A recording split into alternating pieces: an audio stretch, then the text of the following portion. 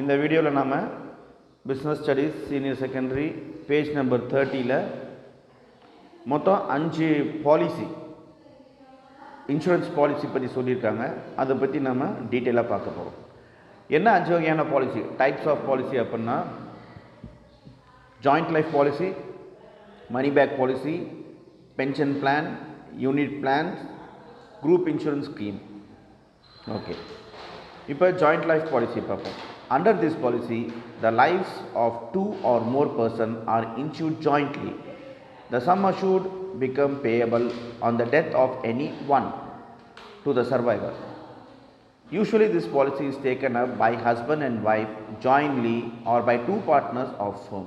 இந்த இடத்துல என்ன சொல்கிறாங்க, ஜாயிண்ட்னாவே என்ன அர்த்தம்னா 2 சேர்ந்தால் தான் ஜாயிண்ட்டு, 2 விஷயம் சேர்ந்தால் தான் ஜாயிண்ட்டு. அப்புறம் இந்த இடத்துல என்னென்னா ஜாயிண்ட் லைஃப் பாலிசினாக்கா 2 உயிருக்கு, லைஃப்னா உயிர், 2 உயிருக்கு சேர்ந்து ஒரு பாலிசி எடுக்கிறாங்க. அப்புறம் என்ன அர்த்தம்னா இந்த இடத்துல ஒரு பாலிசி எடுப்பாங்க, அந்த பாலிசிக்கு கட்டுற ப்ரீமியம் பார்த்திங்கனாக்கா கட்டிகிட்டே இருப்பாங்க. ஒரு ப்ரீமியம் தான் கட்டுவாங்க, ஆனால் இன்சூரன்ஸ் வந்து 2 பேர்த்துக்கு கவர் ஆகிற மாதிரி இருக்கும்.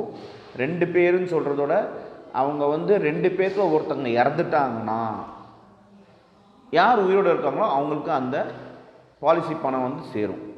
இதுதான் இந்த ஜாயிண்ட் லைஃப் பாலிசியோட இதுவே என்ன சொல்கிறது கேரக்டர். சரி, ரைட்.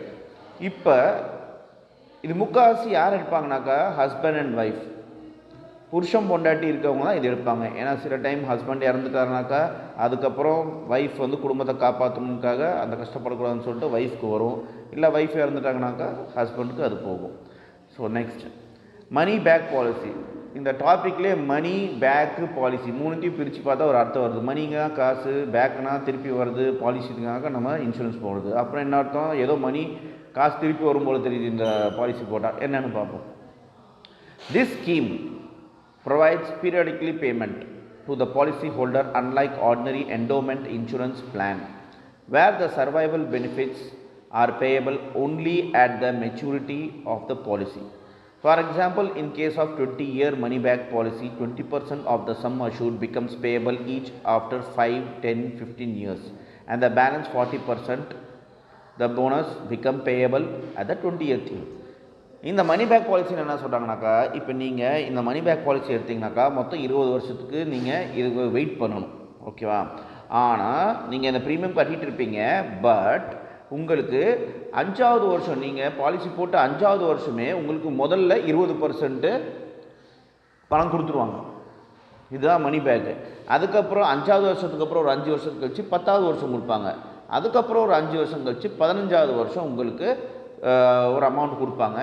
கடைசியாக பார்த்தீங்கன்னாக்கா போனஸோடு சேர்த்தி, போனஸ்னால் வட்டியோடு சேர்த்தி உங்களுக்கு 20வது வருஷம் 40% உங்களுக்கு பணம் வரும். அப்புறம் இது என்ன அர்த்தம், நமக்கு 5 வருஷத்துக்கு ஒரு டைம் வந்து பணம் வந்துகிட்டே இருக்கும். அதுதான் மணி பேக் பாலிசி. அடுத்தது பென்ஷன் பிளான். பென்ஷன்னா ஏற்கனவே நம்ம டிஸ்கஸ் பண்ணியிருக்கோம். பென்ஷன்னா என்ன, நம்ம ரிட்டையர்மெண்ட் ஆன காலத்தில் நமக்கு ஒரு சம்பளம் மாதிரி வரது தான் பென்ஷன். இது வந்து கவர்மெண்ட் ஆளுங்களுக்கு கவர்மெண்ட் தருவாங்க. பட் ப்ரைவேட் ஆளுங்களுக்கு நாம் இந்த மாதிரி பாலிசி ஏதாவது போட்டால் தான் உண்டு. இப்போ ப்ரைவேட்னா யார், தனி பிஸ்னஸ் நடத்துகிறவங்க, வேலைக்கு போகிறவங்க, ப்ரைவேட் வேலைக்கு போகிறவங்க, இவங்க எல்லாமே நமக்கு நாமளே ஏதாவது இந்த மாதிரி பிளான் போட்டால் தான் நமக்கு வயசான காலத்தில் ஒரு பாலிசின்னு ஒரு பென்ஷன் மாதிரி வரும். Under this plan, the sum assured is payable to the policy holder on his survival beyond the term policy. The sum assured or the policy becomes payable in monthly, quarterly, half-yearly or annual installment. This is useful for those who prefer regular income after a certain age. அது என்ன சொல்லியிருக்காங்கன்னா, இந்த some அஷ்யூர்ட்னா ஏற்கனவே சொல்லியிருக்கேன். ப்ரீமியம்னாக்கா நம்ம மாதம் கட்டுறது. Some அஷ்யூர்னாக்கா அந்த பாலிசி முடித்த வாட்டி நமக்கு பல்க் அமௌண்ட் கொடுக்கறது தான் சம் அஷ்யூர்டு. ஸோ இந்த இடத்துல என்ன சொல்கிறாங்கன்னா, இந்த பாலிசி எடுக்கிறவங்க அவர் வந்து உயிரோட, அதாவது policy holder on his survival beyond the term of the policy. அதாவது இப்போ ஒருத்தர் வந்து ஒரு பாலிசி போட்டிருக்காரு, இந்த பென்ஷன் பாலிசி போட்டிருக்காரு, சரியா? அது 10 வருஷம் 15 வருஷம் இருக்குது. அதுக்கப்புறம் அது முடிஞ்சிருச்சு, அந்த 10-15 வருஷம் முடிஞ்சிருச்சுனாக்கா அதுக்கப்புறம் மாதம் அவருக்கு கிடைக்கும், ஓகேவா? என்ன கிடைக்கும், அவரோட சம்மூஷூர்லேருந்து பணத்தை கொடுப்பாங்க. அது அவர் ரிட்டையர்மெண்ட் ஏஜில் அவருக்கு வந்து யூஸ்ஃபுல்லாக ஆகும். அந்த மாதிரி சொல்லியிருக்காங்க.